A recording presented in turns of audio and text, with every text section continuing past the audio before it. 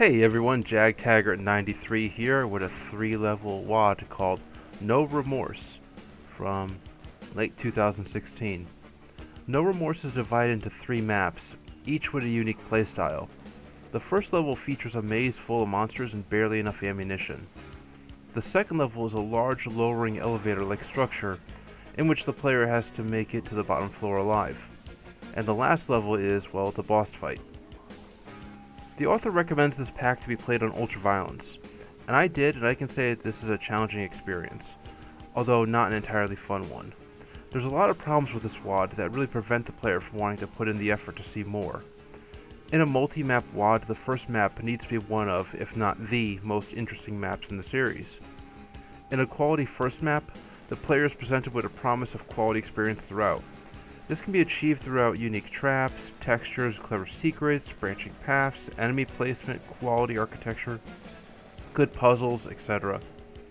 However, the first thing the player will notice here is the misaligned textures and stupidly proportioned corridors, which are really the hallmarks of a really amateurish design. The kind of stuff one would expect from a first-timer's WOD back in 1995.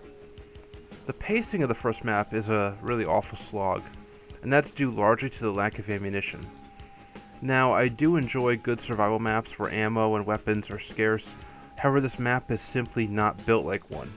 Survival maps often work when the map is open, where the player has multiple routes at any given time.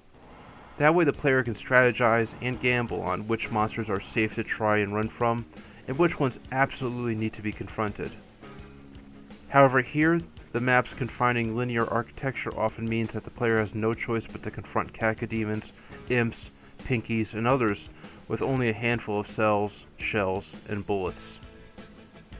It's not impossible, as the tight environments present players the opportunities to trigger monster infighting, which I'll admit is a clever hint at what one's supposed to do in the boss encounter on map 3. However, a large portion of the first map will boil down to the player playing Punch-Out with monsters to conserve ammunition.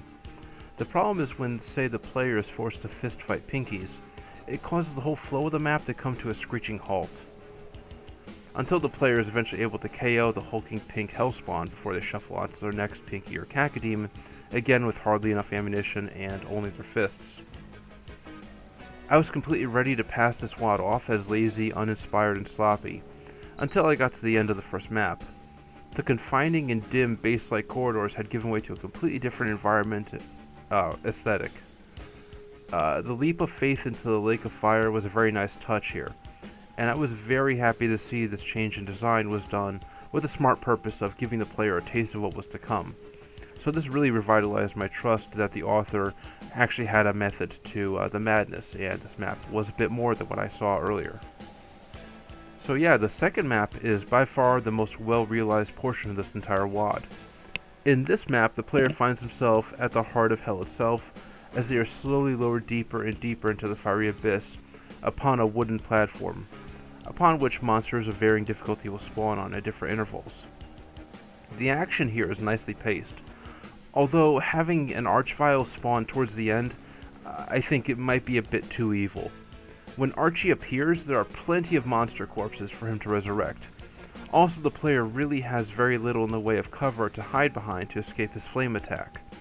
I was fortunate enough to have plenty of health when he appeared, and my strategy was to immediately get on him with a chainsaw when he appeared so he won't have enough time to resurrect any of the demons.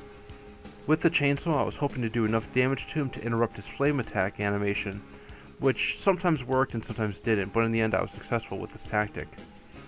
Archie here is the last enemy of the second map. Upon reaching the exit, the player is on their way to face the boss, which you see is a cyber demon. Now, cyber demons are not really a big deal, provided one has plenty of ammunition for their heavier weapons like the BFG or plasma rifle and the rocket launcher.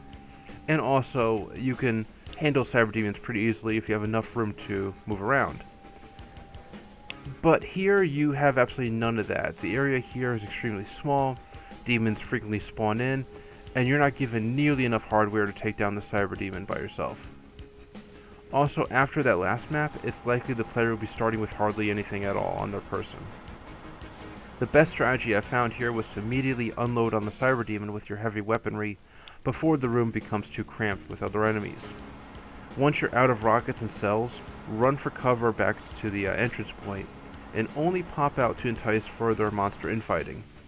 Making the monsters fight each other here is very, very easy, as the small room paired with the heavy splash damage from the Cyber Demon's rockets means that the Cyber Demon cannot help but damage another enemy when trying to attack you. Overall, No Remorse is not really a good WOD at all, technically, but it does have some really interesting ideas here and there. If you download this WOD, either skip right to map 2, or give yourself all the weapons and ammunition for map 1 with the ID KFHE or IDFA. Now, I understand that this might go against the author's intentions, but again, map 1 really is not built at all to be a quality survival map. Also, map 2 really is where this WOD starts to become fun, so if you download it, definitely download it for that reason.